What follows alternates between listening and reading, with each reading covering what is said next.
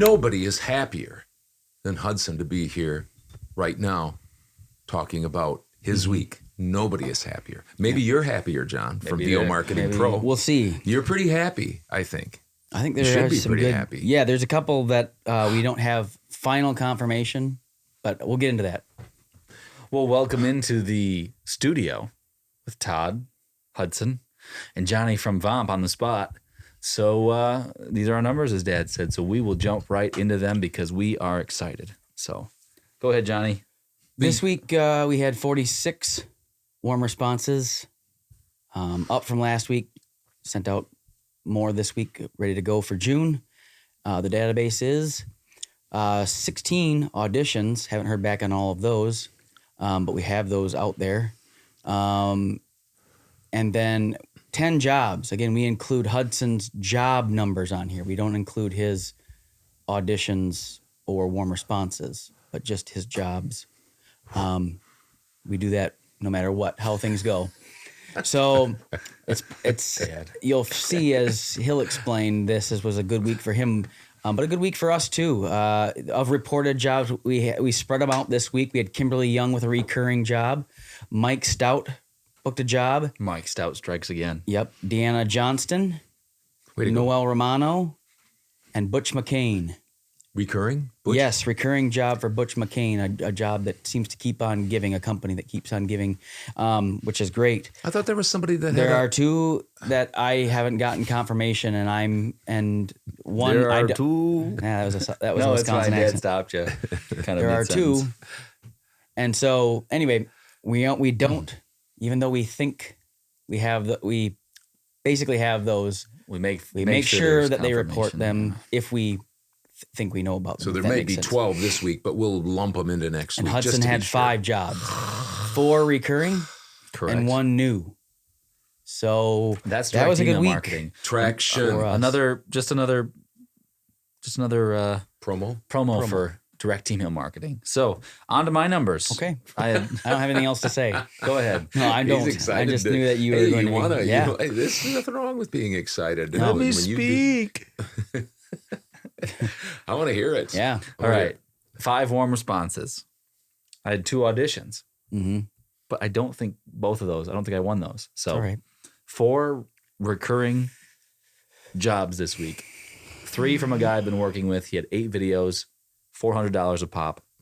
So I did 3 of them this week. And then I had another session with a guy that Dad used to work with. He works with me now because he likes me better. And so those were my recurring. Tough but fair. Yeah.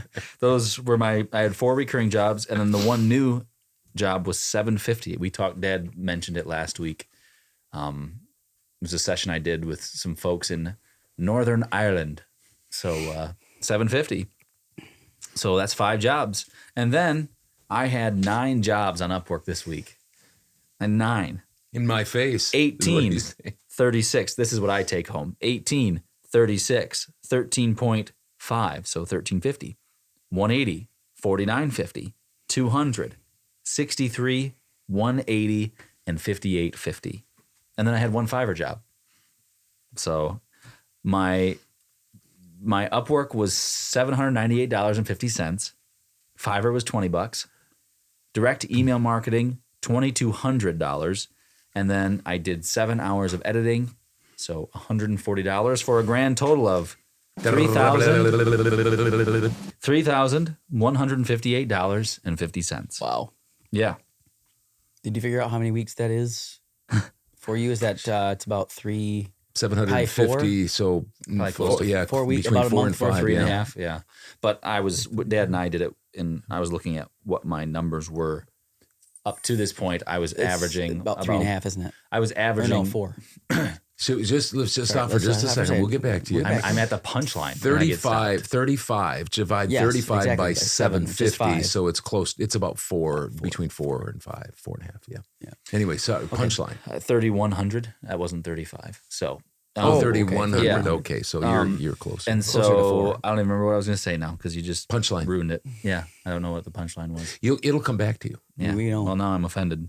But this was my big week. But let's keep talking about your big week, because it was a big week, and we need to celebrate these things.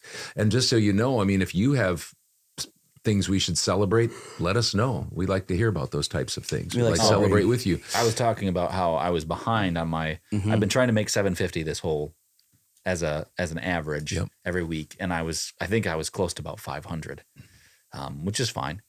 But that certainly helps out. And then I don't know if I want to talk about that or not, but I was looking at where I was at last year at this point and where I'm at now, actually just before this week. And before this week, I was at roughly $12,000 made, which isn't crazy. From voiceover alone. From just voiceover, not editing with Dad. I keep those separate. But this same time last year, I had made $4,000. So I was $8,000 ahead. And now with this, just really helps. Anyway, I just was going to mention that I'm still behind my... Still behind my 750, but I'm sure it's creeping up there, and it's really hard on me, as you can tell with my voice cracking. He's very touched. I also had my computer die today, so and that was really fortuitous because it's fortunate. Yeah, because after my busy week, and so I got to buy a new computer. So before we got up here throughout this week. We talked about a couple of things, one related to me. One of the things I've been thinking about, I'm 63, I've been thinking about how nice it would be to slow down a little bit. And I have been slowing down too. I'll get to my numbers in just a little bit. But it's nice with him making a little bit more money. It's kind of nice to say, well, if I don't have a huge week, that's okay. But then you were also saying that you just refuse, whether you have a bad week or a good week, to change what you're doing. You're going to go back, step up to the plate again next week and do even if you make $500 next week, you're going to be back doing what you know is successful. Yeah, I don't know, maybe it was a month ago I made maybe $200 and I said the same thing. I'm doing the same things that made me, $3,000 this week. That week it made me 200, whatever it was. I can't remember what it was, but I was doing the same things. And a lot of those jobs came through that had been hanging in the balance. So just being patient with that. And it just kind of seemed to all come down. Now next week could be quite a bit slower. I'm sure. But I told you I was trying my best not to get too high because I know what could come next week, and just not saying, wow, I've made plenty of money. I'm just going to kind of kick back and relax this next week or something like that. Go after my goal again, 750, and keep it up. Well, you being a very good baseball player, you'll remember what one MLB player said. I can't remember who it was, but he said the key to the long Major League Baseball season is not to get too high, not to get too low, because you can have batting that you get in a slump. You can have a team that doesn't win for a while, but it's 162 games. And so you just have to stay the course. Well, and that's what it's like being in business too. You got to stay the course. Somebody said too, it's 100% or it's 90% skill and the other 50% is mental or something like that. I don't know. It's something like that. It was probably Yogi Bear or something. Anyway. My week was this, and then I want to get to a couple of things. If you'll bear with us, I think it'll be worth your while. So Fiverr was $1,082. Not too bad. I lowered my prices, and I don't know if that really had any bearing. It doesn't seem like maybe a $200 increase from last week. Something like that. Yeah. I think you had $900. Upwork, I tried to do a bunch of auditions proposals, and I won 2 jobs worth $292.50. So I'm proud of that. Nice. Direct email marketing is down $2,353.26. I was well below what I'm shooting for of $6,000 a week. I was at $3,727.76. $3,727.76. I have had 3 weeks this whole year that have been this low, right around this low.